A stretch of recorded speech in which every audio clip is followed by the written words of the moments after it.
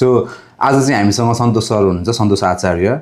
Based in Sydney, र उहाँ चाहिँ एउटा माइग्रेसन एजेन्ट हुनुहुन्छ यहाँनिर। So he is a director of navigate consultancy based in Sydney. So आज चाहिँ हामी उहाँसँग चाहिँ एआरटी सम्बन्धी डिटेलमा के हो त एआरटी, सो ताकि भोलिको दिनमा चाहिँ तपाईँहरूले आजको भिडियो हेरेर चाहिँ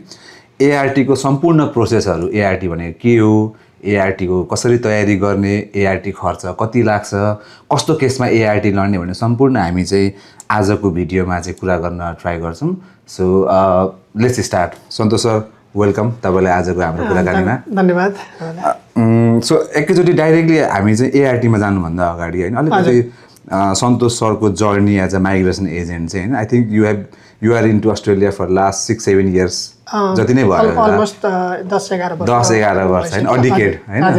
सो अडिकेड। अनि मैले लास्ट टाइम तपाईँसँग ब्याकग्राउन्डमा हामी कुरा गर्दाखेरि चाहिँ पहिला तपाईँ अरू कुनै कम्पनीमा काम गर्नुहुन्थ्यो, you started your own as a migration agent होइन। सो अलिकति आफ्नो ब्याकग्राउन्डको बारेमा थोरै भनिदिनु न। म चाहिँ 2014 को जुलाईमा अस्ट्रेलिया आएँ। नेपालमा चाहिँ त्रिभुवन युनिभर्सिटीको bachelor of science physics major गरेको थिएँ। यता चाहिँ आइटी पढ्ने इन्ट्रेस्ट भएर मास्टर अफ आइटी भन्ने डिग्री युटिएसमा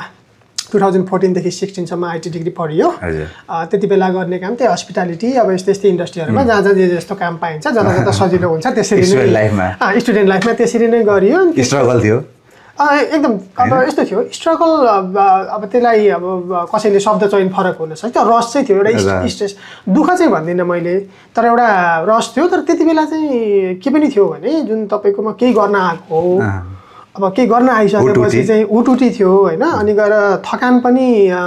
अहिले जति अब हुन्छ उमेरले पनि फरक पर्यो होला, त्यति धेरै एउटा ड्राइभ थियो क्या, I got to do something. म आइ त सकेँ। सुरुमा 1-2 हप्ता त अलिबढी स्ट्रेसै भयो, केही अब नजानेको होइन, धेरै साथीहरू पनि नै। धन्न म चाहिँ हाम्रो रिलेटिभहरूकोमा थिएँ र मलाई अरू धेरै हाम्रो साथीहरूलाई भन्दा धेरै सजिलो थियो बस्न उ गर्नदेखि, काम खोज्नदेखि, सुरुको बाटोहरू लाउनेमा चाहिँ म त्यसमा म भाग्यमानी नै थिएँ है, त्यो अर्थमा चाहिँ। तर त्यो भन्दै गर्दा मैले युनिभर्सिटी पढ्नुपर्ने अनि गएर काममा दौडिनु पर्ने खालका कुरा चाहिँ अरू सबै मेरो समकक्षी साथीहरूको भन्दा मेरो कथा चाहिँ त्यो उसमा चाहिँ फरक थिएन। अनि पढ्दै गइयो, अब नयाँ ठाउँहरूमा एडजस्ट हुँदै गइयो, जे कुरा नि सिक्दै जाने हो, हामीले सबै कुरा सिकेर आएको हुँदैन। अनि 2 वर्ष समथिङ जति युनिभर्सिटी डिग्री सिद्धाउन लाग्यो। अनि त्यसपछि प्रोफेसनल इयर गर्नुपर्छ, अहिले पनि पर्छ, आइटी पढेकोले प्रोफेसनल इयर गर्ने कुरा भयो पर्फर्मेन्स एजुकेसनमा। अनि त्यो प्रोफेसनल इयरको लास्टको 3 महिनाको इन्टर्नसिप हुन्छ। त्यो इन्टर्नसिप चाहिँ एउटा नयाँ कम्पनी भनेको त्यो उनीहरूलाई थाहा नै रहेछ कि यस्तो प्रोफेसनल इयर कोर्स हुन्छ त्यस्तो भन्ने। अनि त्यहाँ गइसकेपछि त्यस्तो धेरै एक्सपिरियन्स बोकेर गएको पनि होइन होइन, एउटा डिग्री र के गर्छु भन्ने उटुटी चाहिँ त्यहाँ पनि हो, म सिक्छु भन्ने, नआएको कुरा म सिक्छु भन्ने, म सिक्न सक्छु अथवा सिकेर केही गर्छु, सिकाउँछुस् भने सिकाऊ भन्ने खालको हिसाबले गइयो। 1-1.5 महिना त्यहाँ इन्टर्नसिप गरिसकेपछि उनीहरूले इन्फर्मल्ली अब हायर गर्ने कुरा गरे। त्यसपछि मलाई जुनियर वेब डेभलपर हो कि जुनियर सफ्टवेयर डेभलपर के टाइटल दिएको थिएँ, त्यो रोलमा काम दिएँ। भनेको यस्तो हो, अब अरू त गरियो काम, ब्याकग्राउन्डमा हस्पिटालिटीमा लामै गरियो होइन, इभन क्लिनिङ उसमा पनि गरियो। अनि त्यति बेला आई थिङ्क म अर्को हाम्रो पुरानो अफिसमा के अरे मण्डला कन्सल्टेन्सीमा चाहिँ त्यहाँ काम थालिसकेको थिएँ भर्खर, सँगसँगै जस्तो सञ्जीव दाई, हजुर सञ्जीव पाण्डे उहाँसँग काम सिक्ने गर्ने मौका थियो। अनि त्यति बेला त्यहाँ थालिसकेको थिएँ। अनि धेरै वर्षै गर्नुभयो नि तपाईँले होइन, 4 वर्षभन्दा बढी गरेँ होला, 4-4.5 वर्ष गरेँ। अनि त्यसपछि त्यति बेला 2-3 जस्तो काम थियो, यता पनि पार्ट टाइम, सुरुमा पार्ट टाइम थियो अनि यता त इन्टर्नसिप गर्नै पर्ने थियो, किनभने म फुल टाइम त काम गर्नै मिल्थेन इन्टर्नसिपको कारणले थियो। इन्टर्नसिप 2-3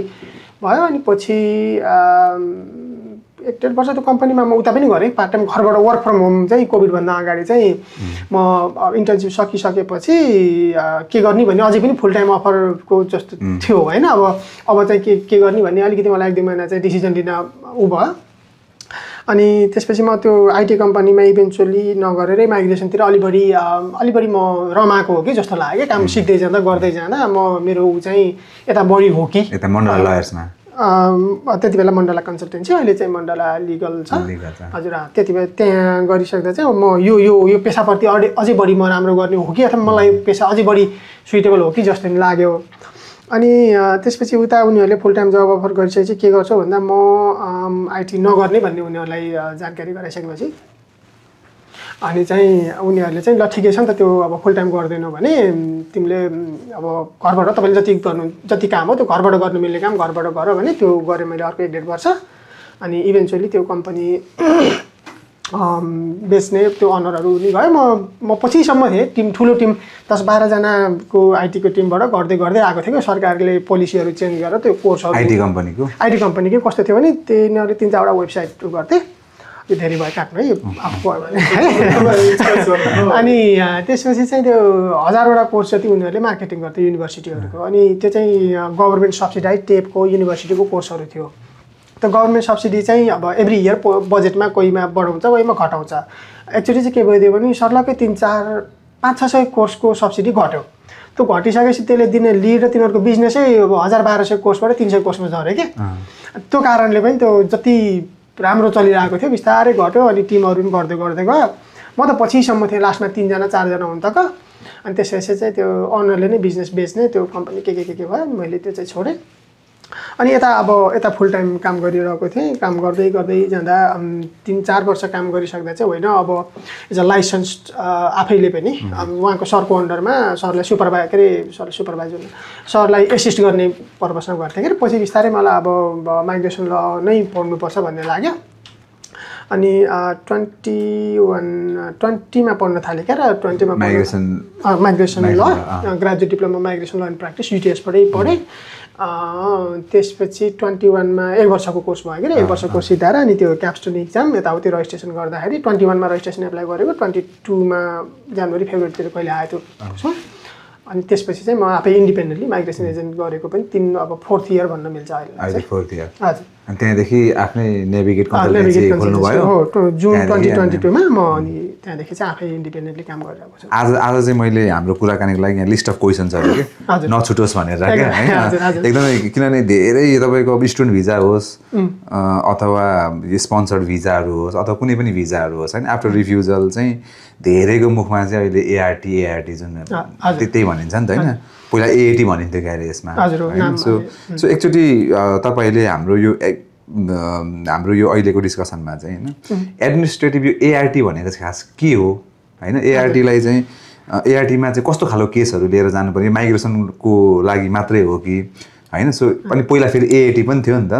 हैन एएटी हुँदाखेरि चाहिँ के फरक थियो र अहिले एआरटी किन भयो अथवा अहिले चेन्जेसहरू के छ भनेर अलिकति यो बारेमा थोरै भनिदिनु न यसलाई अब एडमिनिस्ट्रेटिभ रिभ्यू ट्राइब्युनल भन्छ के अरे अब यहाँको चाहिँ यसको संरचना कसरी आयो भन्ने कुरा चाहिँ यहाँ चाहिँ गभर्नमेन्ट एजेन्सिजहरू जुन हुन्छन् गभर्नमेन्ट डिपार्टमेन्टहरू जुन एक्जिक्युटिभको अङ्गहरू हुन्छन् तिनीहरूको एडमिनिस्ट्रेटिभ डिसिजन भन्छ तिनीहरूले गर्ने डिसिजनको ओभरसाइट हुनपर्छ अथवा जवाफदेही हुनुपर्छ भन्ने हुन्छ हैन अब मानौँ उनीहरूले गरेको डिसिजन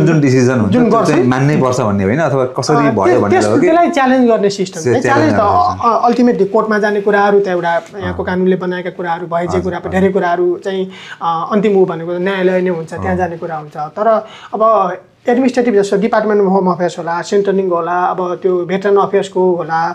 अनि अरू गभर्नमेन्ट एजेन्सी ट्याक्सेसन अफिस होला धेरै अफिसले एभ्रिडे बेसिसमा धेरै डिसिजनहरू गरिरहेको हुन्छ त्यो सबै डिसिजन चाहिँ त्यो डिसिजन चित्त नबुझ्यो भने त्यसको रिभ्यू गर्ने अथवा एपिल गर्ने ठाउँ चाहिँ हामीले अदालतलाई मात्रै राख्यौँ भने अदालतमा एकदमै धेरै लोड पर्ने भयो अब अर्को कुरा एप्लिकेन्टलाई अदालत जानलाई अब लयर चाहिनेदेखि खर्चिलो प्रोसेस पनि हुने भयो लामो प्रोसेस पनि हुने भयो अदालतको लोड पनि सामान्य कुराहरू जुन चाहिँ क्विकली एडमिनिस्ट्रेटिभ अर्को एउटा कोही बडीले हेरिदियो भने त्यो अर्धन्यायिक निकायको जस्तो संरचना छ भन्दा हियरिङ भन्दा सुन्दा चाहिँ अदालतकै हो कि भन्ने जस्तो सुनिन्छ हैन तर प्रोसिजर चाहिँ त्यस्तै नै हो त्यस्तै छ त्यसको चाहिँ जुडिसियरीको न्यायालयको अङ्ग चाहिँ होइन त्यो चाहिँ एक्जिक्युटिभको अङ्ग हो मिनिस्टरको उसको अन्तर्गतै आउँछ हैन अनि उनीहरूले के गर्न लाग्यो त भन्दा एडमिनिस्ट्रेटिभ धेरै जसो डिसिजनहरूको चाहिँ छिटो कम खर्चिलो अब एफिसिएन्ट अनि अर्को एउटा के शब्द छ चिप र छिटो न्याय होस् के जस्तो तपाईँ अदालत गएर फास्ट ट्र्याक जस्तो अदालत गएर एउटा डिसिजन 4 वर्षपछि मात्रै 5 वर्षपछि आउन थाल्यो भने त तपाईँको त्यति बेलासम्म त त्यो डिसिजनले हुनुपर्ने कन्सिक्वेन्सेसले गर्दा मान्छेलाई घाटा हुनसक्छ त्यही भएर उनीहरूले चाहिँ छिटो त्यो एडमिनिस्ट्रेटिभ डिसिजनको रिभ्यू गर्ने एउटा त्यसको पनि मेरिटमा लिगालिटीमा भन्दा पनि पहिला मेरिट रिभ्यू भन्छ, त्यो भएर एआरटी भन्यो, पहिला एएटी भन्थ्यो एडमिनिस्ट्रेटिभ एपिल्स ट्राइब्युनल। संरचनागत हिसाबमा चाहिँ त्यस्तो धेरै फरक देखिँदैन। तर एएटीले त्यो केसलोडहरू अलिकति राम्रोसँग म्यानेज गर्न नसकेको भएर अलिकति थोरै चेन्जेस गरेर यसलाई एफिसियन्ट र केसलोडलाई छिटो घटाएर एआरटी बनायो। यसमा चाहिँ जस्तै अब हामीले त अहिले भिजा रिफ्युज हुने बित्तिकै एआरटी जाने भनिन्छ नि त। हजुर हो। सो अलिकति मैले यो हाम्रो डिस्कसन भन्दा थोरै बाहिर चाहिँ भिजा रिलेटेड मात्रै एआरटी जाने हो कि अरू कुराहरू पनि गइरहेको जान मिल्छ? जस्तो तपाईँ सेन्ट्रल लिङ्कको डिसिजनहरू अथवा डिसेबिलिटी त्यो के छ हाम्रो डिसेबिलिटीको गर्ने तिनीहरू जुनसुकै गभर्मेन्ट धेरै गभर्मेन्ट एजेन्सीको गभर्मेन्ट डिसिजनहरू चित्त बुझेन भने त्यसको एपिल गर्न पाइन्छ एडमिनिस्ट्रेटिभ रिभ्यू ट्राइब्युनलमा। त्यो ट्याक्सेसन अफिसको पनि हुनसक्छ, अरू सेन्ट्रल लिङ्कको पनि हुनसक्छ, अरू कुनै गभर्मेन्ट एजेन्सीको पनि। अनि यसमा चाहिँ तपाईँको अब जस्तै डिसिजन तपाईँको एउटा गभर्निङ बडीले गर्यो होइन, अब यसमा चाहिँ तपाईँको जस्तै मेरो भिजा रिफ्युज पनि हुन सक्यो अथवा तपाईँले अघि भन्नुभयो जस्तै कुनै डिसेबिलिटीबाट चाहिँ मलाई चाहिँ डिसिजन भयो केही भयो, म चाहिँ पेमेन्ट भएन, त्यो केसमा चाहिँ म एआरटी नै जानुपर्ने हो कि अथवा म चाहिँ होइन म एआरटी जान्न म कोर्टबाट लड्छु भन्ने पनि पाइयो फर इक्जाम्पल, के हुन्छ त एआरटी नै जानुपर्ने हो त? त्यसको चाहिँ संरचना यस्तो छ, त्यहाँ पनि अलिकति उनीहरूले एउटा कानुन बनाएर कस्तो कस्तो केसमा चाहिँ एउटा गाइडलाइन बनाइदिनु पर्ने भयो। किनभने मलाई अब तिमीलाई मन लाग्यो भने कोर्ट जाऊ, मन नलाग्यो जाऊ भन्यो भने पनि त्यो म्यानेज गर्न गाह्रो हुन्छ। त्यही भएर माइग्रेसनको डिसिजन चाहिँ अब जुन एएटीको संरचना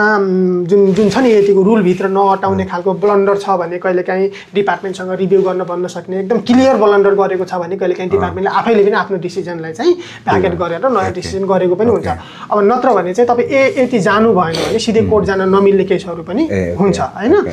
त्यो चाहिँ त्यो प्रोसेस गयो भने त्यहाँ धेरै कुरा त्यही फिल्टर हुन्छ। त्यो एआरटीमा पनि समस्या पर्यो भने बल्ल त्यहाँ पनि चित्त बुझेन र त्यसको चाहिँ लिगालिटी भन्छ जुरिस्डिक्सनल एरर भएको छ भने चाहिँ त्यसको लिगालिटीमा क्वेसन उठाउन मिल्छ भने चाहिँ कोर्टमा जाने अप्सन भयो। कोर्टले चाहिँ त्यो माइग्रेसन डिसिजनको है यो चाहिँ यो स्पेसिफिक माइग्रेसन डिसिजनको चाहिँ कोर्टले मेरिटमा हेर्दैन।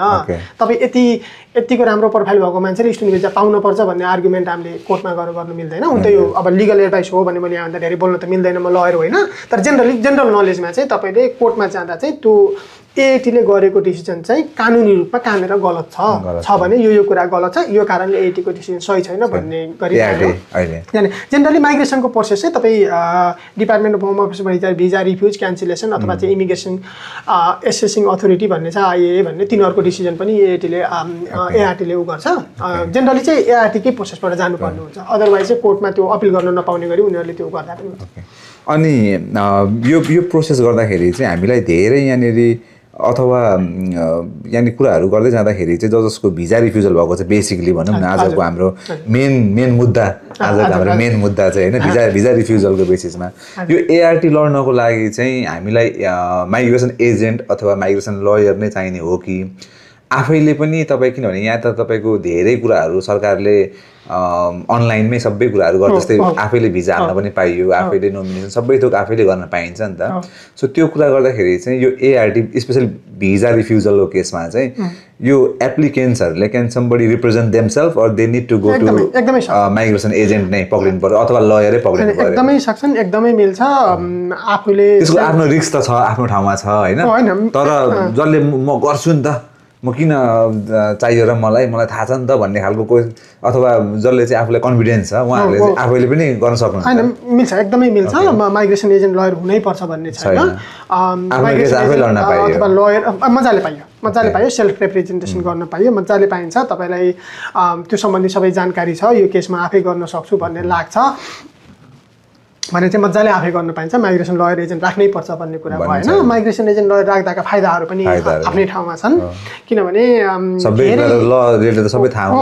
अर्को कुरा चाहिँ अब अरू देशको पनि आफ्नै रुल छ, तर अस्ट्रेलियाको चाहिँ धेरै यो भिजा सिस्टममा चाहिँ कति कुराहरू चाहिँ टेक्निकलिटीमा गएर रोकिन्छ। अब अति सामान्य कुरा तपाईँको चाहिँ टिआर हाल्दाखेरि पुलिस रिपोर्ट एक दिन अगाडि हालेको हुनुपर्ने भनेपछि मानौँ न एउटा यहाँको टप युनिभर्सिटीबाट तपाईँले मास्टर्स ब्याचलर डिग्री पढ्नुभयो, सबै कुरा ठिक छ, इङ्ग्लिस पनि राम्रो छ, तर तपाईँलाई याद भएन अथवा त्यो बुझ्नु भएन, एक दिन उही दिनै पुलिस रिपोर्ट हालेर हालिदिनु भयो भनेपछि त्यो डिसिजन रिफ्युज हुँदा त स्टुपिड जस्तो लाग्छ नि। तर ल अब त्यसरी नै बनाइएको छ भनेपछि त्यो प्रोफेसनलहरू लगाउँदा चाहिँ त्यस्ता तिनी टेक्निकल ग्राउन्डहरूलाई कसरी अभोइड गर्ने अथवा त्यस्तो केही छ कि अथवा त्यस्तो अरू कुनै एक्जेम्सन पोलिसीहरू छ कि जुन एभ्रिडे बेसिसमा तिनी एआरटीको कुराहरू गरिरहेको माइग्रेसन एजेन्ट लयरलाई चाहिँ त्यो केसमा सामान्य एप्लिकेन्टले हेर्ने नजरभन्दा उहाँहरूको एक्सपिरियन्सले त्यो फरकले गर्दा हुन्छ तर आफै गर्न मजाले मिल्छ आफै गर्न नि मिल्छ एकदम आफै गर्न नि मिल्छ हुन्छ त्यसो भने यो एआरटीको हियरिङहरू चाहिँ छ हजुर जस्तै हामीले फिल्महरूमा हेर्छौँ नि त्यो कसम ससम खुवाएर मैं जो कहूँगा सच कहूँगा भन्ने टाइपको हो कि अथवा अनलाइनबाट मात्रै गर्न मिल्छ कि अर यो चाहिँ अनलाइन गर्ने कि इन प्लेस यो पर्सन टु पर्सन गर्ने कि भन्ने कुरा चाहिँ आफैले डिसाइड गर्न पाइन्छ कि कसरी हुन्छ त्यो चाहिँ ट्राइब्युनलले गर्छ त्यो सुरुको क्वेसनदेखि म आएँ त्यहाँ पनि त्यो एफएम चाहिँ गर्नुपर्ने हुन्छ जे बोल्छु सत्य बोल्छु भन्ने खालको त्यो अनलाइन गर्दा पनि त्यो गर्न मिल्छ गराउँछन् माइग्रेसन एजेन्टलाई होइन दुईटैलाई एप्लिकेन्ट र यदि तपाईँको ट्रान्सलेटर इन्टरप्रेटर छ भने उनीहरूले चाहिँ सत्य बोल्छु भनेर त्यो इन्फर्मेसन अथवा गर्नुपर्ने हुन्छ त्यो गराउँछन् अनलाइन गरे पनि इन पर्सन गरे पनि अनलाइन गर्ने कि इन पर्सन गराउने भन्ने त्यो ट्राइब्युनलको विवेकमा डिस्क्रेसनमा भर पर्ने कुरा हो तर केही गरी तपाईँ अब तपाईँ केही कारण छ जुन कारण तपाईँ अब फिजिकल्ली उनीहरूले गरेको ट्राइब्युनलमा जान सक्नु भएन भने तपाईले भिडियो अडियो भन्दा पनि भिडियो हुन्छ भिडियो हियरिङको लागि रिक्वेस्ट गर्न सक्नुहुन्छ त्यो ग्रान्ट गर्ने नगर्ने पनि ट्राइब्युनलले डिसाइड गर्छ जेनेरली तपाईले के कारणले गर्न हैन त्यो केस जेन्युइन भन्ने कुरा जेन्युइनली आफ्नो उसको एक्सक्युज चाहिँ बिरामी अथवा त्यो कारण चाहिँ रिजनेबल छ उनीहरूले त्यसलाई क्याटर गर्छ अनि यो एएटी मा अथवा एआरटी मा चाहिँ केस रजिस्टर गर्दाखेरि जस्तै अब तपाईकै भनौं न क्लाइन्ट त सिडनीको मात्र त छैन हैन कोही मेलबर्नको होला हैन कोही वेस्टर्न अस्ट्रेलिया पर्थबाट होला कोही साउथ अस्ट्रेलियाबाट होला सो त्यस्तो केसमा चाहिँ अब कहाँनेरि हुन्छ यसको हियरिङ अब एप्लिकेन्ट चाहिँ साउथ अस्ट्रेलियामा छ भने हजुर तपाई यहाँ हुनुहुन्छ तपाईले केस कता लड्नुहुन्छ अब मसँग दुईटै अप्सन हुने भए एउटा कुरा चाहिँ अब हियरिङ भयो भने तपाईको रिप्रेजेन्टेटिभ बस्नै पर्छ भन्ने चाहिँ हुँदैन हैन बसेको राम्रो भन्ने अब प्र्याक्टिसमा आफ्नो फर्मल सबमिसनहरु राख्न पाइन्छ भन्ने हिसाबले अनि गएर कोही चाहिँ क्लाइन्टलाई अलिकति आधार पनि हुन्छ भन्ने खालको पनि हुन्छ नि त उहाँहरुले त्यो सबै सिस्टम नर्मली जाने गर्छ हैन जान्छ कस्तो हुन्छ यो चाहिँ जानै पर्छ मैले जसम्म के इमेजिन गरिराथे भन्दाखेरि चाहिँ तपाईको त्यो हामीले अभियसली त्यस्तो मलाई पनि अब केसेसहरु हेरेर त केही पनि एक्सपिरियन्सहरु छैन तर एप्लिकेन्टसँग लयरै जानुहुन्छ जस्तो लाग्थ्यो मलाई चाहिँ हो त्यस्तो होइन र हैन त्यस्तो हुन्छ रिप्रेजेन्टेटिभ भन्छ उनीहरुको भाषामा त्यो माइग्रेसन एजेन्ट अथवा लयर हुन पाउनु भयो उहाँ अब जान गएको राम्रो भन्ने कुरा भयो तर उहाँ केही कारणले एटेन्ड गर्न मिल्दैन भने पनि हियरिङ रोकिरहने भन्ने कुरा चाहिँ हुँदैन ट्राइब्युनलले पहिल्यै सोधेको हुन्छ रिप्रेजेन्टेटिभ आउने हो कि होइन हियरिङमा भन्ने कुरा त्यही कन्फर्म हुन्छ जानी नजानी भन्ने कुरा त्यो एप्लिकेन्ट र रिप्रेजेन्टेटिभको कुरा भयो नजाँदैमा केस बिग्रिन्छ भन्ने कुरा पनि भएन अनि त्यहाँनेरि जस्तो क्वेशनहरु आउला नि त डिफेन्ड गर्नलाई चाहिँ अनि के हुन्छ त्यो चाहिँ कस्तो हुन्छ त भन्दा त्यहाँ चाहिँ त्यो एप्लिकेसनको मेरिटमा रिप्रेजेन्टेटिभलाई क्वेशन सोध्ने होइन है यसलाई अलिकति फरक के बुझ्न पर्छ नि अदालतको सेटिङमा चाहिँ यो रिप्रेजेन्टेटिभ टक्स हैन यो lawyer makes an argument on your behalf ट्राइब्युनलमा के हुन्छ तपाईले सुरुमा एक्सिम भइसकेपछि क्लाइन्ट भएपछि तपाई चाहिँ सुनेरै बस्ने हो त्यति बेला रिप्रेजेन्टेटिभको भूमिका चाहिँ के हुन्छ त भन्दा जस्तो चाहिँ कुनै फ्याक्चुअल कुराहरू त्यहाँ ट्राइब्युनलले गलत भन्यो कि अथवा एप्लिकेन्टले पनि कहिलेकाहीँ आफ्नो केसहरू भन्दाखेरि टप टु बटम सही न्यारेट नगर्न सक्छ त्यस्तो केही भएन नोट टिपेर बसेर यो कुरालाई यो चाहिँ यस्तो हो यस्तो भन्न चाहिँ पाइन्छ तर बिचमा चाहिँ त्यो एप्लिकेन्टको बिहाफमा आर्ग्यु गर्न चाहिँ त्यो हियरिङको बिचमा चाहिँ त्यो त्यस्तो छैन उनीहरूले क्वेसन सोध्छ ट्रान्सलेटर इन्टरप्रेटर छ उनीहरूले टु वे कम्युनिकेसन गराउँछ क्लाइन्टले आफ्नो जे ट्राइब्युनलको क्वेसन कन्सर्न हो मेम्बर ट्राइब्युनल मेम्बरले सोध्ने सेक्रेटरीहरू हुन्छ अनि के अरे ट्रान्सलेटर इन्टरप्रेटर राखेको चाहिँ ऊ हुन्छ अनि रिप्रेजेन्टेटिभको भूमिका भनेको हियरिङभरि चाहिँ त्यो लयरको जस्तो के अरे कोर्टमा जुन उसको उ गर्ने चाहिँ होइन लास्टमा चाहिँ भर्बल सबमिसनहरू राख्न चाहिँ समराइज गरेर एप्लिकेन्ट चाहिँ म्यान्डेटोरीली हुनु पर्यो एप्लिकेन्ट नहुन पनि मिल्यो अब कस्तो छ भने एप्लिकेन्टले म हियरिङमा आउँदिनँ भन्न पाइयो हियरिङमा आउँदिनँ मैले लेखेको डकुमेन्ट जुन रिटर्न सबमिसनहरू छ त्यसको बेसिसमा डिसिजन गरिदिनुस् भन्न चाहिँ पाइयो ट्राइब्युनललाई भनेपछि मैले बुझेको चाहिँ अर्कै रहेछ यहाँ अर्कै तरिकाले हुँदो रहेछ जस्तै सबै अप्सन हुन्छ तपाईँ म हियरिङमा आउँदिनँ मैले पठाएको सबमिट गरेको लेखेको डकुमेन्टको बेसिसमा डिसिजन गरिदेऊ भन्यो भने नि उनीहरूले डिसिजन गरिदिन्छ तर के चाहिँ हुँदैन भने म हियरिङमा आउँछु भन्दा भन्दै उनीहरूले नबोलाइकन उ गर्न चाहिँ पाउँदैन ओके तर त्यो हामीले जुन फिल्महरुमा देखिरहेको नर्मल एउटा जुन अरु कोर्टहरुमा जस्तो जुन त्यो वकिलहरूले चाहिँ ब्याक एन्ड फोर्थ त्यस्तो एभिडेन्सहरु देखाउने अथवा किन नदिनु किन दिनुपर्छ भन्ने खालको चाहिँ होइन त्यो हुन्छ त्यो हुन्छ तर त्यो चाहिँ कस्तो हुन्छ भने तपाईलाई ट्राइब्युनलले हियरिङ गर्नुभन्दा 2 हप्ता 3 हप्ता अगाडि नै यो डेटमा हियरिङ हुन्छ भन्नेको हुन्छ हैन अनि त्यो ट्राइब्युनलको हियरिङ हुनुभन्दा 1 हप्ता अगाडि चाहिँ के गरिसक्नुपर्छ क्वेशन्सहरु पनि होइन तपाईको के हो सबमिसन जस्तो क्लाइन्टको स्टेटमेन्ट हो अथवा कोही विटनेस स्टेटमेन्ट हो केसको अनुसार हुन्छ नि त हैन तपाई यो कारणले मेरो स्टुडेन्ट भिजा अथवा टीआर अथवा चाहिँ पीआर अब के हो के सो यो कारणले चाहिँ डिपार्टमेन्टको डिसिजन चाहिँ सही छैन यो कारणले मेरो चाहिँ डिसिजन चाहिँ तिमीहरूले ओभरटर्न गर्दै अथवा सेट असाइड गर्दै भन्ने खालको आर्गुमेन्ट क्लाइन्टको स्टेटमेन्ट पनि हुन सक्छ डकुमेन्ट एभिडेन्सेसहरु पठाउन सकियो जुन डिपार्टमेन्टलाई पठाइएको छैन भने तपाईको माइग्रेसन एजेन्टले पनि रिटर्न सम यो कारणले चाहिँ मेरो क्लाइन्टको भिजा दिनुपर्छ यो कारणले चाहिँ तिमीहरूले केस चाहिँ remit to Department of Home Affairs गर्ने अथवा सेट असाइड गर्ने हो यो एभिडेन्सेसहरु हामीले हालेको छौं यो हो भनेर रिप्रेजेन्टेटिभ रिटर्न सबमिसन पनि पठाउन मिल्छ क्लाइन्टले आफ्नो रिटर्न सबमिसन नि पठाउन मिल्छ आफ्नो स्टेटमेन्ट अब उसको प्यारेन्ट्सको अथवा कोही विटनेस स्टेटमेन्ट पनि भन्ने हुन्छ जे एभिडेन्सेसहरु पठाउनु पर्ने जे रेलेभेन्ट छन् जस्तो लाग्छ हियरिङ भन्दा 1 हप्ता अगाडि पठाऊ भन्ने उनीहरुको इन्स्ट्रक्सन हुन्छ अनि त्यो सबै उनीहरुले रिभ्यु गरेर आएको हुन्छ हियरिङमा त्यसबाट पनि क्वेशन गर्न सक्छ डिपार्टमेन्ट अफ होम अफेयर्सले नसोधेको कुराहरु पनि क्वेशन गर्न सक्छ सो एआरटी मा चाहिँ अर्को कुरा सर अब अहिले मान्छेहरुले टाइम बाइ गर्नलाई पनि एआरटी गरेर हुन्छ नि त हैन थाउजन्ड्स अफ केसेसहरु छ मैले सुने अनुसार चाहिँ 25-30,000 समथिङ कति पेन्डिङमा छ केसेसहरु अनि आज एप्लिकेसन हाल्यो भने अन एन एभरेज 1 इयर्स अथवा 1.5 इयर्समा मात्रै पालहरु आइराछ हियरिङ्सको भनिराछ हैन सो त्यो केसमा चाहिँ भिजा एक्सटेन्सन गराउनलाई मात्रै एआरटी हाल्ने पनि एउटा रिजनहरु होला मान्छेहरुको अथवा कोही चाहिँ म जित्छु मेरो चाहिँ केस म जित्ने नै खालको हो भन्ने कुराहरु पनि सिचुएसन्सहरु त डिफरेन्ट हुन्छ नि त सो कस्तो केसमा चाहिँ तपाईको एक्सपिरियन्स अनुसार चाहिँ एआरटी जाँदाखेरि चाहिँ हैन अघि जुन तपाईले भन्नुभयो नि त्यो एक दिनमै पुलिस रिपोर्ट आयो अनि त्यही दिनै मैले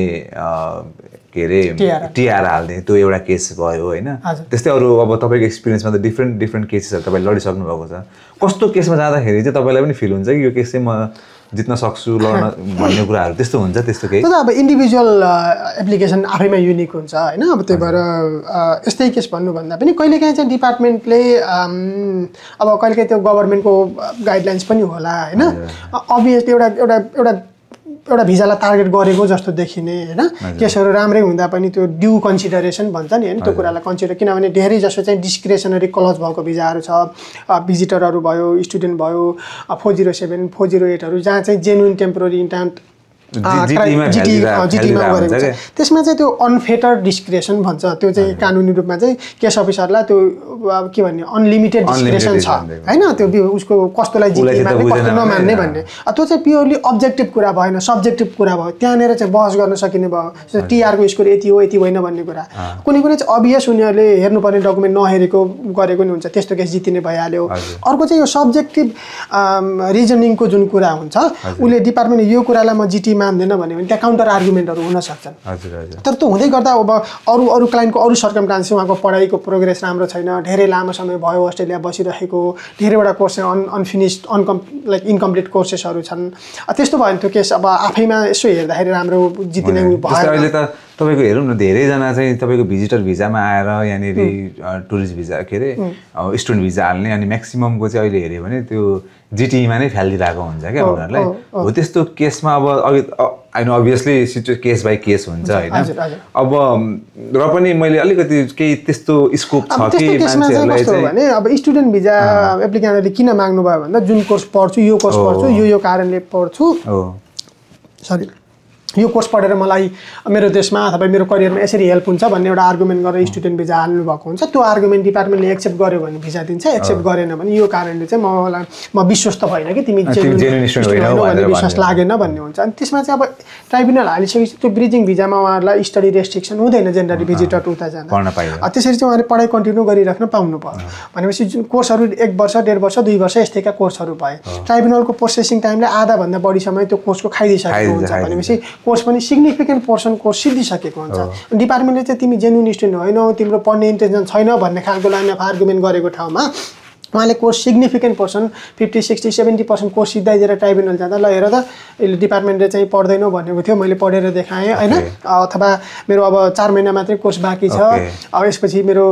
कोर्सै सिद्धिन्छ भन्दाखेरि चाहिँ त्यति बेला पढाइको प्रोग्रेस राम्रो भएको फीहरू तिरेको असाइनमेन्ट हुन्छ नि एटेन्डेन्सहरू राम्रो भएको त्यस्तो केस भयो भने चाहिँ जित्ने चान्सेस एकदमै बढ्यो ए ओके भनेपछि त्यही यो म तपाईँलाई सोध्न लागेको थिएँ तपाईँले ठ्याक्कै भनिदिनु भयो सो एआइटी जाँदाखेरि चाहिँ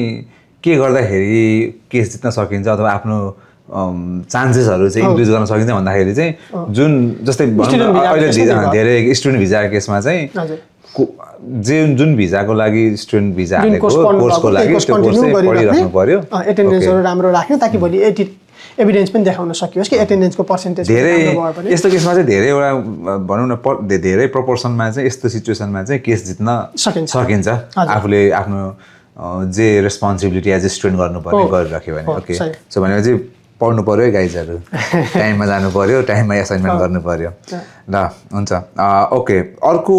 यहाँ मैले तपाईँलाई सोध्न खोजिरहेको भनेको चाहिँ यो अहिलेको कसरी जित्न सकिन्छ आफ्नो केस कसरी स्ट्रङ बनाउन सकिन्छ भन्ने कुरा चाहिँ भइहाल्यो होइन एभिडेन्सको कुरामा पनि एभिडेन्सको बारेमा चाहिँ अब त्यो आफूले कलेज गरिरहेको कोर्सहरू त्यही देखाउने भिजाको हकमा त्यो भयो अब तपाईँको भिजा चाहिँ क्यारेक्टर ग्राउन्डमा क्यान्सलेसन भएको हो भने क्यारेक्टर ग्राउन्डमा चाहिँ विटनेस स्टेटमेन्ट हुनसक्छ होइन तपाईँको इम्प्लोयरको क्यारेक्टरको चाहिँ क्यारेक्टर रिफरेन्स दिएको हुनसक्छ साथीहरूले दिएको हुनसक्छ कुनै कलेजको प्रिन्सिपलले दिएको हुनसक्छ अब त्यो के हो केस होइन जे केसमा हो त्यहाँ पोइन्ट आउट गरेको छ त्यसलाई काउन्टर गर्ने आफ्नो रेलेभेन्ट टाइप अफ एभिडेन्सेसहरू क्रिएट गर्यो भने अनि अब क्यारेक्टरमा चाहिँ कसरी अब त्यो दोहोऱ्याएर त्यस्तो कुराहरू जुन अफेन्सको कारणले भएको थियो त्यो अफेन्स नहुने चान्सेस कहिलेकाहीँ साइकोलोजिस्टको रिपोर्टहरू हुनसक्छ मेडिकल सर्टिफिकेटहरू हुनसक्छ नि त अब इन्डिभिजुअल केसमा कस्तो के कारणले भएको हो भन्नेमै डिपेन्ड गर्छ अनि सर यसमा चाहिँ यो एएटी लज गर्दाखेरि अथवा एआरटी भनौँ न अघिदेखि एएटी आइरहेको एआरटी लज गर्दाखेरि चाहिँ जस्तै मेरो आज भिजा रिफ्युज भयो हजुर त्यस्तो कुनै स्पेसिफिक टाइमलाइन छ एकदमै छ गर्नुपर्ने छ है हजुर पहिला चाहिँ एएटी हुँदा चाहिँ भिजा रिफ्युजलको चाहिँ 21 दिनभित्र गर्नुपर्थ्यो भने क्यान्सलेसनको 7 वर्किङ डेजभित्र गर्नुपर्थ्यो अहिले चाहिँ दुवै रिफ्युजलको चाहिँ 21 दिनभित्र गर्नुपर्थ्यो हो क्यान्सलेसनको फरक हुन्थ्यो अनि त्यो कारणले चाहिँ त्यस्तो थियो अनि अहिले चाहिँ 28 डेज बनाइदिएको छ अनि त्यो 28 डेज क्रस गर्यो भने चाहिँ इन केस त्यो स्ट्याच्युटरी टाइमलाइन कट्यो है पाइँदैन तर मलाई कानुनको कुन दफा हो त ठ्याक्क मलाई अहिले on top of my head याद भएन होइन तर त्यो चाहिँ 21 दिनभित्र चाहिँ तपाईँले गर्न 28 दिनभित्र गर्न नसक्ने कुरा चाहिँ कुनै एउटा अभियस रिजन जुन क्लाइन्टको कन्ट्रोलभन्दा बाहिरको कुरो त्यस्तो छ भने चाहिँ के एआरटीसँग त्यो केसलाई लिन मिल्ने उनीहरूको कानुनी ऊ चाहिँ हुन्छ है तर एकदमै लिमिटेड सर्कमस्टान्सेसमा हुन्छ होइन अब तपाईँलाई डिपार्टमेन्टले डिसिजन पठाए त भन्यो तर टेक्निकल रिजनले तपाईँको इमेलमा आएन अथवा डिपार्टमेन्ट डिसिजन समयमा आएन होइन कहिलेकाहीँ चाहिँ अब एउटा तपाईँको रिप्रेजेन्टेटिभले नै खबर दियो त्यस्तो कुराहरूले एकदमै लिमिटेड सर्कमस्टान्सेसमा त्यो चाहिँ फेरि त्यो नलिन पनि सक्छ एकदमै 28 दिनभन्दा बढी जानै हुन्न भनेर लाइक मोर देन इनफ हैन 28 दिन त हामीलाई केस हाल्नको लागि त अब यो एआरटीको केसमा नि सन्तोष सर हजुर अब बेस्ट केस सिनारियोमा त आफ्नो फेभरमा डिसिजन आयो हैन मेरो स्टुडेन्ट भिजा रिफ्युज भयो स्टुडेन्ट भिजा आयो मेरो स्पोन्सर भिजा रिफ्युज भयो स्टुडेन्ट भिजा मैले स्पोन्सरशिप भिजा मैले पाएँ तर अब नेगेटिभ पनि त हुन्छ अभियसली हैन मेरो स्टुडेन्ट भिजा फेरि पनि एआरटीबाट लडेर पनि मेरो रिफ्युज हुन सक्छ त्यस्तो केसमा चाहिँ फेरि पनि त्यहाँबाट रिफ्युज भयो भने चाहिँ अझै वे आउटहरू छ कि अथवा त्यही डिसिजन चाहिँ मैले मान्नुपर्छ छ त्यसमा चाहिँ दुईटा बाटो छ हजुर एउटा चाहिँ कहिलेकाहीँ चाहिँ कस्तो भइदिन्छ भने माइग्रेसन लको कानुनको रेगुलेसनले हात बाँधिदिएर एआरटीले कन्सिडर गर्न मिल्ने केस पनि कानुनमै छैन भने उनीहरूको हात बाँधिदिएको हुन्छ होइन कहिलेकाहीँ मेडिकल जस्तो मेडिकल रिलेटेड हुन्छ होइन जुन चाहिँ वेभरहरू दिन मिल्ने नमिल्ने अलिकति थोरै तलमाथि गर्न नमिल्ने कानुनले रोकिदियो भने एआरटीले त्यो डिसिजन गर्दैन मिलेन त्यस्तैमा चाहिँ मिनिस्टरियल इन्टरभेन्सन भन्ने हुन्छ यो कारणले चाहिँ एक्जिस्टिङ माइग्रेसन लको कानुनको परिधिभित्रले गर्दा मेरो केस चाहिँ एआरटीले गर्दैन मिलेन तर मिनिस्टरले चाहिँ यसलाई कन्सिडर गर्दै भन्दा चाहिँ कहिलेकाहीँ त्यही भिजा दिदिने अथवा एआरटी रिफ्युज भइसकेपछि एआरटीले नि मैले के कारणले रिफ्युज गर्छु अथवा के कारणले डिपार्टमेन्टको डिसिजनलाई मैले समर्थन गर्छु एफर्म गर्छु भन्ने कुरा उनीहरूले आफ्नो रिजनिङ दिन्छ त्यो रिजनिङ दिइसकेपछि कुनै कुरा चाहिँ त्यो मिनिस्टरले कन्सिडर गर्न मिल्ने खालको उसको गाइडलाइन पर्ने खालको पनि हुन्छ मिनिस्टरले सिधै मिनिस्टरलाई केस हेरेर मिनिस्टरलाई सिधै चिठी लेखेर चिठी भनेको प्रक्रिया त छ तर मिनिस्टरलाई नै चिठी लेखेर मेरो केस चाहिँ मलाई भिजा देऊ यही भिजा देऊ अथवा चाहिँ अर्को सब्स्टिट्युटेड भिजा देऊ अथवा पर्मानेन्ट भिजै देऊ भन्ने पनि मिल्छ केस हेरेर यो एउटा अर्को पनि छ भन्नु अर्को चाहिँ दोस्रो चाहिँ के हो भने यदि एआरटीले गरेको डिसिजनमा केही कानुनी रूपमा त्यसमा गलत भयो जुरिसडिक्सनल एरर भयो हैन त्यो कानुनको प्रक्रिया नपुगेको नि हुन सक्छ एभिडेन्स कन्सिडर नगरेको नि हुन सक्छ नट इरेलेभेन्ट एभिडेन्सलाई बढी रिलाइ गरेको पनि हुन सक्छ अथवा एप्लिकेसनको प्रोसेसको टाइमलाइनहरु प्रोसेस फलो नभएको पनि हुन सक्छन् त्यो सबै कुरा चाहिँ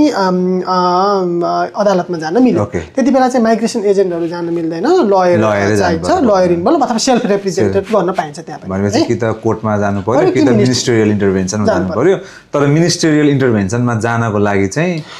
सर्टेन क्राइटेरियाहरु हुन्छ त्यो क्राइटेरिया चाहिँ सबै जान मिल्दैन त्यहाँनेरि त्यसो मिल्न सबै जान मिल्छ तर तिनीहरुले कन्सिडर गर्ने नगर्ने उनीहरुले छुट्टाएको छ अब त्यो एएटीले पनि किन गरेन त्यो एएटीले सिस्टमले गर्न नमिल्ने अभियस कुरा हो नि त मिनिस्टरले पनि कन्सिडर गर्दैन उनीहरुले कन्सिडर नगर्ने कुरा फेरि आफूले गर्यो भने त्यहाँबाट पनि डिसिजन त्यही नै आउँछ उनीहरुले मिनिस्टरले इन्टरभेन गर्नुपर्ने थियो गर्दिदैन अनि कोर्टको कुरा चाहिँ आफूले चित्त बुझेन भने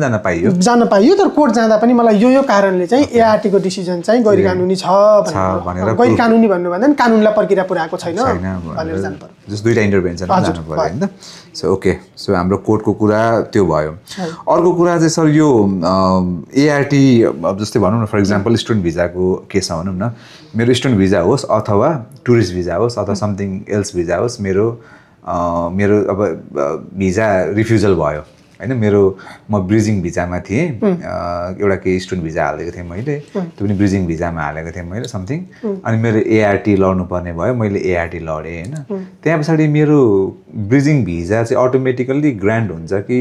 के हुन्छ सर त्यहाँ पछाडि चाहिँ मैले अरू भिजा पनि अप्लाई गर्नुपर्छ अस्ट्रेलियामा बस्नको अब कहिलेकाहीँ लिमिटेड सर्कमस्टान्सेस फरक हुन्छन् तर जेनेरली चाहिँ तपाईको स्टुडेन्ट भिजा रिफ्युजल भयो भने पनि तपाईले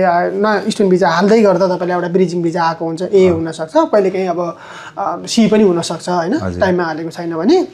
त्यो भिजाहरु ए र सी हरु आइराखेको छन् अनि भिजा रिफ्युज भयो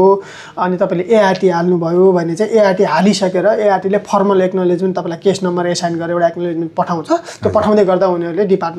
उनीहरुको र डिपार्टमेन्टको सिस्टम चाहिँ इन्टरकनेक्टेड छ त्यो भिजालाई मेन्टेन गराउने खालको उनीहरुले अपडेट गर्दाबित्तिकै डिपार्टमेन्टल रेकर्डहरु पनि अपडेट हुन्छन् अनि त्यो जुन ब्रिजिङ भिजा थियो त्यही ब्रिजिङ भिजा तिनै कन्डिसनमा कन्टिन्यू हुन्छ जुन पोइन्टसम्म एआरटी को केस चलिरहन्छ ओके आफूसँग जुन भिजा छ तर अर्को ख्याल गर्नुपर्ने कुरा चाहिँ यदि तपाईको भिजा क्यान्सलेसन भएको हो भने चाहिँ भिजा चाहिँ रिफ्युज हुनु भनेको एप्लिकेसन एक्सेप्ट नहुनु क्यान्सलेसन हुनु भनेको चाहिँ गरिएका कन्डिसनहरु भिजा कन्डिसन नगरेर अथवा क्यारेक्टर ग्राउन्डमा अथवा केही ग्राउन्डमा क्यान्सल भन्नु भएको भिजा क्यान्सल गरिएको त्यो दिनदेखि आफू अनलफुल भइन्छ भनेपछि भएको भिजा क्यान्सल भइसकेपछि एआरटी यता एप्लाई गर्ने तर सँगसँगै अर्को ब्रिजिङ ई एप्लाई गर्नुपर्ने हुन्छ डिपार्टमेन्टसँग ओके ब्रिजिङ ई भनेको चाहिँ कुन ब्रिजिङ ई चाहिँ अब चाहिँ तपाईको भिजाहरु क्यान्सल भएको मान्छे भिजा क्यान्सल भएको केसमा बढी हुन्छ त्यसले चाहिँ त्यसमा नै रेगुलर आफ्नो जे पुरानो भिजाको कन्डिसन्सहरु त्यो सबै गयो त्यो सबै गयो अब के कन्डिसन इम्पोज गर्ने भन्ने कुरा केस बाइ केस हेरेर हुन्छ त्यहाँ वर्क राइट दिन पनि सक्छ नदिन पनि सक्छ स्टडी राइट दिन पनि सक्छ नदिन पनि सक्छ हैन मेरो एकजना क्लाइन्टको केसमा चाहिँ जेनेरली स्टडी राइट रिफ्युज गरेको केस सुरुमा एकचोटीमा स्टडी राइट वर्क राइट पनि नदिएको केस थियो अनि मैले वर्क राइट पनि देऊ स्टडी राइट पनि देऊ यो कारणले देऊ भनेर हामीले फेरि एप्लाई गर्यौं तर उले मेरो एक्सपिरियन्समा युनिक के भयो भने वर्क राइट चाहिँ म तिमीलाई दिन्छु 20 घण्टा भए पनि हामीले मेन्टल हेल्थ यताउतिको आर्गुमेन्ट गरेको थियौं ठीक छ मेन्टल हेल्थको कुरा मैले माने वर्क राइट चाहिँ 20 घण्टा दिन्छु स्टडी राइट चाहिँ दिदिन किन दिदिन त भन्दा तिमीलाई पढ्न दिएको भिजा तिमीले पढेनौ अनि अहिले क्यान्सल गरेछ अनि फेरि पढ्छौ भन्ने पनि भएन अर्को कुरा तिमीले पढेनौ भनेर क्यान्सल गरेपछि फेरि पढ्न मिल्ने भिजा दिनु भनेको त हामीले क्यान्सलै गरे डिसिजनसँग चाहिँ विरोधाभास मान्नु हुन्छ त्यही भएर तिम्रो ट्राइब्युनलले जे भन्छ त्यो हामीले मानौँला पछि भिजा दियो भने दिइहाल्यो अहिले चाहिँ स्टडी राइटमा यो कारणले लामो लेटर लेख्दा छ क्या होम अफेयर्सले यो कारणले म तिमीलाई स्टडी राइट दिन्न तर स्टडी राइट नदिइसकेपछि अब तिमीले पढ्नै नपाउने काम गर्न नपाउने अनि त्यसले मेन्टल हेल्थमा हुन्छ भन्ने कुरा चाहिँ म माने त्यही भएर 20 घण्टा चाहिँ विकली काम गर्न दिन्छु भनेर त्यस्तो दिएको छ अब उहाँ चाहिँ पढ्न पाउनुहुन्न केस लडिराख्नुहुन्छ 20 घण्टा काम गर्न चाहिँ पाउनुहुन्छ अनि अब केसको रिजल्ट के हुन्छ त्यसै अनुसार हुन्छ अब भने चाहिँ आफ्नो जुन ब्रिजिङ भिजा हो त्यही कन्टिन्यू हुन्छ अनि मैले होइन इको केसमा छुट्टै भयो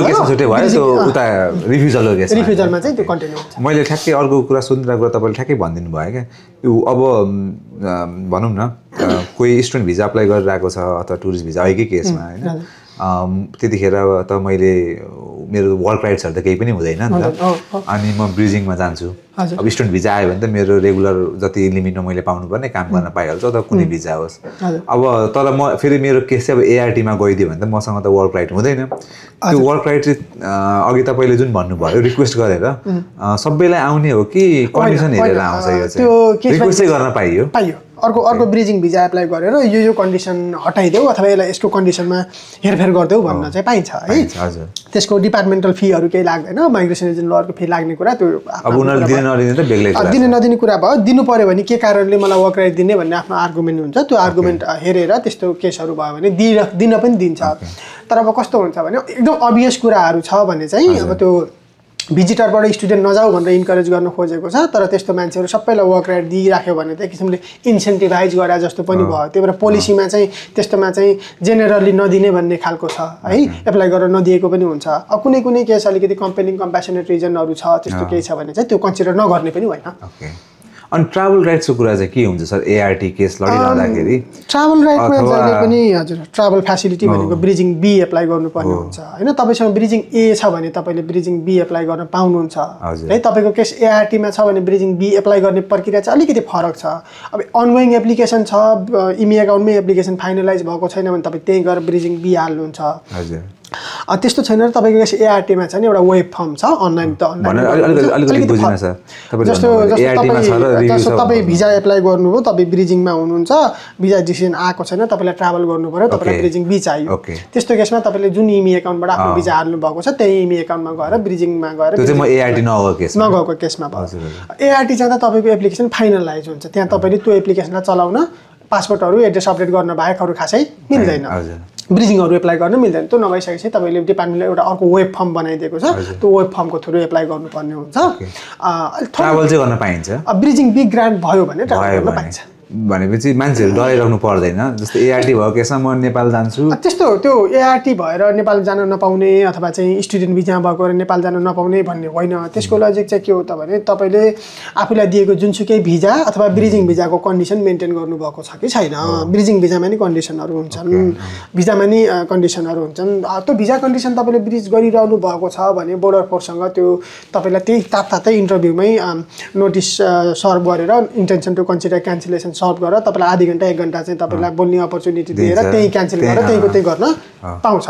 फेरि त्यस्तो केसमा त उनीहरूले एआरटी हाल्न पाउँदैन रहेछ होइन सर तपाईँ क्लियरेन्समै हुनुभयो त्यो चाहिँ एकदम लिमिटेड हुन्छ त्यस्तो चाहिँ गाह्रो हुन्छ होइन तपाईँको कहिलेकाहीँ चाहिँ इमिग्रेसन क्लियरेन्सभित्र भएको भनिन्छ क्या त्यस्तो तपाईँ यता नि हुनु भएन उता नि हुनु भएन अफसर पनि हुनु भएन अनसर नि भएन इमिग्रेसन क्लियरेन्समा हुनुभयो भने चाहिँ कति कुराहरू इमिग्रेसन क्लियरेन्सबाट गर्न मिल्दैन अब इमिग्रेसन क्लियर नहुनु किनभने भिजा क्यान्सल भएपछि तपाईँलाई इमिग्रेसन क्लियर हुनु भएन त्यस्तोमा चाहिँ समस्या पर्छ त्यति बेला चाहिँ के हो भने तपाईँले भिजा कन्डिसनहरू ब्रिज गर्नुभएको छ भने चाहिँ अब त्यो कन्सर्निङ विषय हुनसक्छ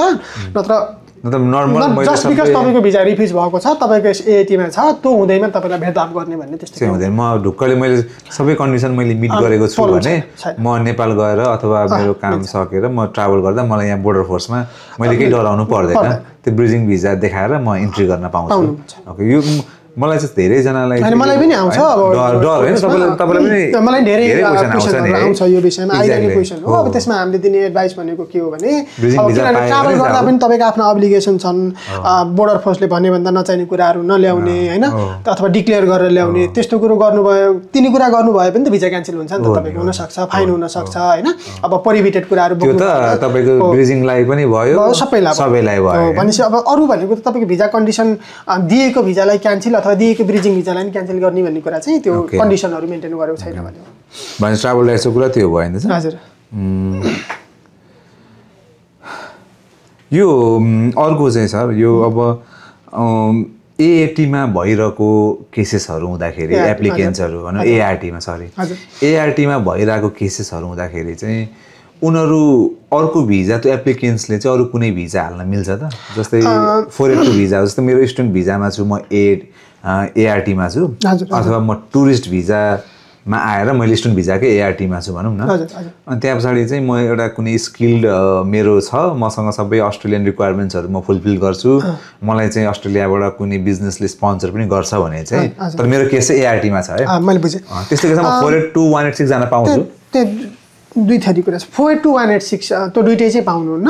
तर पाउने भिजाहरू पनि हुन्छ त्यहाँ लिमिटेड एकदमै लिमिटेड भिजाहरू मात्रै हाल्न पाउँछ तपाईँलाई के भन्छ भने तपाईँ भिजा रिफ्युज अथवा क्यान्सलेसन भयो अनसोर हुँदा र तपाईँसँग सब्स्टान्टिभ भिजा छैन भने चाहिँ you're what they call is section 48 barred section 48 बार्डको सर्टेन भिजाहरू एक्जेम्पसन छ जस्तो प्रोटेक्सन भिजामा छ पार्टनर भिजामा पनि एडिसनल सेड्युल 3 क्राइटेरिया मिट चाहिँ गर्नुपर्छ पार्टनर भिजा पनि अनुसार हाल्न मिल्ने हुन्छ त्यस्तो केसमा अनि स्किल वर्क रिजनल जुन सब क्लास 491 अनि सब क्लास 494 रिजनल जुन भिजा छ नि इम्प्लोइ स्पोन्सरको रिजनल क्याटेगोरीको 494 अनि 190 मिल्छ है मेडिकल ट्रिटमेन्ट मिल्छ अनि प्रोटेक्सन भिजाहरू त्यस्तो मिल्छ अरू एक दुईवटा भिजा छ लगभग अर्को एउटा एक दुईवटा प्यारेन्ट भिजा के छ 8-10वटा भिजाको थोर एकदम लिमिटेड भिजाहरू मात्रै तपाईँले यहीँ बसी हाल्न मिल्छ अब जस्तो 482 186 को हकमा चाहिँ के चाहिँ गर्न मिल्छ तपाईँले भने तपाईँको किनभने त्यसमा त इम्प्लोयरको अब नोमिनेसनको कुरा हुन्छ भिजाको कुरा हुन्छ 2-3टा स्टेप हुन्छ नि त नोमिनेसनको पोर्सन तपाईँ यहाँ बसी गर्नु मिल्यो नोमिनेसन अप्रुभ भएको 6 महिनाभित्र पनि 186 अथवा 482 हाल्न पाउनुहुन्छ भनेपछि नोमिनेसन अप्रुभ भएर भिजा एप्लिकेसन सबै रेडी गरेर अनि ब्रिजिङ बीमा अफसोर ट्राभल गरेर अनि अफसोर भएको बेलामा चाहिँ भिजा एप्लिकेसन सबमिट गरेर अनसर आएर त्यही ब्रिजिङमा चाहिँ त्यो भिजा डिसिजन कुर्न पाइन्छ पुरानै ब्रिजिङमा चाहिँ पाइयो अब यही बसी चाहिँ 482 186 जस्तो भिजाहरू चाहिँ हाल्न मिल्दैन ए ओके भनेपछि लिमिटेड जस्तै 491 494 हाल्न पाइयो 482 186 हाल्नको लागि चाहिँ सेक्सन 48 बार भएकोले गर्दाखेरि बाहिर जाने ब्रिजिङ भिजा बी अप्लाई गरेर अनि आएर त्यही भिजामा कन्टिन्यू गर्ने लास्ट क्वेसन हाम्रो हामीलाई यहाँनिर मैले बुझेअनुसार चाहिँ धेरै अब यो अभियसली स्टुडेन्ट फोकस्ड डिस्कसन भएकोले गर्दाखेरि स्टुडेन्ट क्वेसन चाहिँ धेरै भयो हाम्रो आज होइन सो लास्ट क्वेसन चाहिँ हामी आज यो हाम्रो गफलाई टुङ्गाउनुभन्दा अगाडि चाहिँ स्टुडेन्ट भिजा जुन अब भनौँ न एआरटीमा गइरहेको एप्लिकेन्ट्सहरू हुन्छ उहाँहरू चाहिँ केस यता एआरटीमा भइरहेको हुन्छ आफ्नो रेगुलर तपाईँले अघि भन्नुभयो जस्तो जित्नु छ भने पढिराख्नु पर्यो अब कतिपय केसमा चाहिँ पढाइ पनि सकिन्छ तर एआरटीको डिसिजन आउँदैन एकदम त्यस्तो पनि धेरैको भाव हुन्छ अब त्यस्तो केसमा चाहिँ उहाँहरूले आफ्नो पढाइसके पछाडि आफूलाई लफुल्ली अस्ट्रेलियामा बस्नको लागि चाहिँ के गर्नुपर्छ स्टुडेन्ट फेरि कोर्स इनरोल गर्नुपर्छ कि के हुन्छ त्यो केसमा चाहिँ यस्तो हुन्छ अब त्यहाँनिर एउटा हुन त यो इन्डिभिजुअल कुरामा फरक पर्ने कुरा भयो कोर्स अनुसार नै मानौँ तपाईँले नर्सिङ पढ्दै हुनुहुन्थ्यो मास्टर्स नर्सिङ अथवा ब्याचलर नर्सिङ पढ्दै भिजा रिफ्युज भयो ट्राइब्युनलमा केस चलिरहेको छ यता नर्सिङ डिग्री सिक्दियो नर्सिङ डिग्री इक्जाम्पल मात्रै हो है एउटा होइन अरू कोर्सको फरक होला नर्सिङ डिग्री सिद्धिसकेपछि तपाईँले स्किल एसेसमेन्ट गर्न आप्रामा रजिस्ट्रेसन गर्न जब एप्लाई गर्न इभन स्टेट नोमिनेसनहरू एप्लाई गर्न त्यसले केही पनि रोकेन भनेपछि यो सबै कुरा इफ यु आर त्यो गर्ने मन हो भने ब्याकग्राउन्डमा तपाईँले स्टेट नोमिनेसन अथवा इन्टर स्टेट मुभ भएर जुनसुकै गर्नुपर्ने त्यो केही पनि रोकिने हो मानौँ त्यही बिचमा तपाईँको 190 को इन्भिटेसन आयो 491 को इन्भिटेसन आयो इभन त्यसमा सेक्सन 48 बार पनि लाग्ने सिधै भिजा हाल्नु ल त्यो एउटा पर्टिकुलर इक्जाम्पलमा त्यो भयो आइटी पढ्नुभयो प्रोफेसनल इयर गर्नलाई भिजा छैन अथवा टिआर नहालिकन मिल्दैन भन्यो भने चाहिँ त्यहाँनिर चाहिँ समस्या के हुन्छ त भन्दा अब तपाईँले पढ्न छोडिदिनु भयो भने तपाईँले भोलि ट्राइब्युनलले त स्टुडेन्ट भिजा त it's always associated with enrolment अब सिओइन छैन भने त के आधारमा भिजा दिने कहिलेलाई दिने होइन त अब जुन पर्पसलाई तपाईँले एआरटी हाल्नुभएको थियो त्यो पर्पसै सिद्धियो अब तिमीले पढ्ने इन्टेन्सन छैन अब डिपार्चर ग्राउन्डमा बसेर जाऊ भन्दिन पनि पाइयो त्यो आर्गुमेन्ट पनि भ्यालिड आर्गुमेन्ट हुन्छ अब त्यति बेला चाहिँ अलिकति केयरफुल्ली त्यो केसलाई ह्यान्डल गर्नुपर्ने हुन्छ जस्तो तपाईँले मास्टर्स आइटी सिद्धाउनु भयो भने अब मलाई स्टिल स्टुडेन्ट भिजा देऊ भन्नलाई त तपाईँले अर्को कुनै रिलेटेड फिल्डमा ताकि भोलि गएर चाहिँ यो पढेँ पहिला यो पढेँ यसपछि यो पढ्दैछु मेरो करियर प्लान यो हो भनेर मिल्ने अर्को त्यही लेभलको कोर्सहरू पाइन्छ त सर अनि त्यो चाहिँ प्रोभाइडरको विवेकमा भर पर्ने कुरा हो होइन जे होस् आफ्नो केस स्ट्रङ बनाउनलाई चाहिँ आफ्नो पढिरहेको कोर्स सक्यो भने अरू कुनै कोर्स रिलेटेड कोर्समा इनरोल गर्नु पर्यो अब सिओई पाइने नपाइने चाहिँ अब कहिलेकाहीँ चाहिँ के Provider हुन्छ सिओई नदिएर भेरिफिकेसन अफ इनरोलमेन्ट दिएर पनि पढाइराखेको हुन्छ होइन त ट्राइबल युनिभर्सिटीले सिओई दिँदैनौ किनभने तिम्रो केसमा छ त्यहाँबाट जित्यो भने दिन्छ त्यस्तो केसमा पनि भेरिफिकेसन इनरोलमेन्ट पढाइ कन्टिन्यू गर्ने ट्राइब्युनलमा जाँदा के भन्ने त भने मलाई भिजा रिफ्युज भएर स्टडी अब कहिलेसम्म हुन्छ भिजा कहिले पाउँछ पाउँदैन टुङ्गो नभएको भएर उनीहरूले मलाई सिओई दिएको छैन मैले यताबाट केस जित्यो भने अथवा ट्राइब्युनलको पोजिटिभ ऊ आयो भने मलाई कलेजले सिओई दिन्छ भनेर त्यसरी पनि सिओई पेस गर्न सकिने अनि प्रोभाइडरलाई युनिभर्सिटी कलेजलाई त्यसरी कन्भिन्स गर्न सकिने पनि हुन्छ सकिन्छ भने सिओई लिएरै पढ्ने सकिँदैन भने पनि कहिलेकाहीँ चाहिँ भेरिफिकेसन अफ इनरोलमेन्ट पढ्न दिन्छ भनेपछि त्यसको एकाडेमिक बेनिफिट त हामीले पाइहाल्छौँ होइन त त्यो कोर्सबाट हुने रजिस्ट्रेसनहरू सबै पाइहाल्छ होइन त्यो भएपछि कहिलेकाहीँ चाहिँ भेरिफिकेसनबाट पढ्नुपर्ने हुन्छ अब यो चाहिँ अलिकति युनिक कुराहरू भयो यस्तो चाहिँ अब तपाईँ अब आफ्नो इन्डिभिजुअल सर्कमस्टान्सेस के हो अथवा हस्बेन्डको स्पाउसको केही छ कि त्यहाँ गर्न सकिने होइन त्यहाँ अरू अरू अरू इम्प्लिकेसनहरू हुनसक्छ सिङ्गलहरूले चाहिँ पढिरहेको सिङ्गलहरूको पनि अरू केही छ कि अथवा त्यही पढाइबाट केही गर्न सकिन्छ कि किनभने यो चाहिँ अलिक युनिक भइसकेपछि यस्तोमा चाहिँ माइग्रेसन एजेन्ट तपाईँको माइग्रेसन एजेन्ट अथवा लयरसँग वान अन वान कन्सल्ट गर्दा चाहिँ अब यो चाहिँ अलिकति युनिकभन्दा बाहिर भयो यस्तोमा कसरी ट्राइब्युनलसँग केसलाई एप्रोच गर्ने कसरी उनीहरूसँग आफ्नो आर्गुमेन्ट राख्ने होइन कहिलेकाहीँ चाहिँ तिमीले जे पढ्छौ भनेर ट्राइब्युनल गएर पढाइ पनि सिद्धियो तिम्रो पर्पस पनि भिजा जे मागेको थियौ हामीले दिनै परेन होइन बाई अपरेसन अफ त्यो लले भनौँ भने अपरेसन अफ ल एजेन्ट अब ब्रिजिङ भिजैमा सबै सिद्धियो भनेपछि त उहाँलाई भिजा दिनु परेन त्यसमा चाहिँ अलिकति आर्गुमेन्टलाई कसरी बिल्ड गर्ने भन्ने एउटा न्यारेटिभ कसरी बनाउने भन्ने कुरामा केयरफुल हुनुपर्छ ओके ओके सो भनेपछि थ्याङ्क यू सन्तोष सर आज हामीले लगभग एआरटीको हामीले सकेसम्म कम्प्लेक्स क्वेसन्सहरू सबै कभर गर्न खोजेको थियौँ हाम्रो सन्तोष सरसँग आई थिङ्क सन्तोष सरले हामीलाई सबै कुराहरू दिनुभयो आज thank you Santosh sir no problem अब यसमा जस्तो यसबारेमा अरू केही एआइटी सम्बन्धी क्वेसन भयो भने पनि जहिले पनि साथीहरूको कुरा सुन्ने अथवा चाहिँ युट्युब भिडियो हेर्ने आइडिया राम्रो होइन प्रोफेसनललाई यो भिडियो त राम्रो छ है सर फेरि होइन मैले भन्न खोजेको चाहिँ के भने यो चाहिँ इन्फर्मेटिभ पर्पसलाई भयो होइन तर यो सबै केसको सबै युनिक क्याटर नगरिसकेपछि चाहिँ it always pays off to consult with a professional okay okay so हुन्छ सर थ्याङ्क यू फेरि पनि thank you very much thank you sir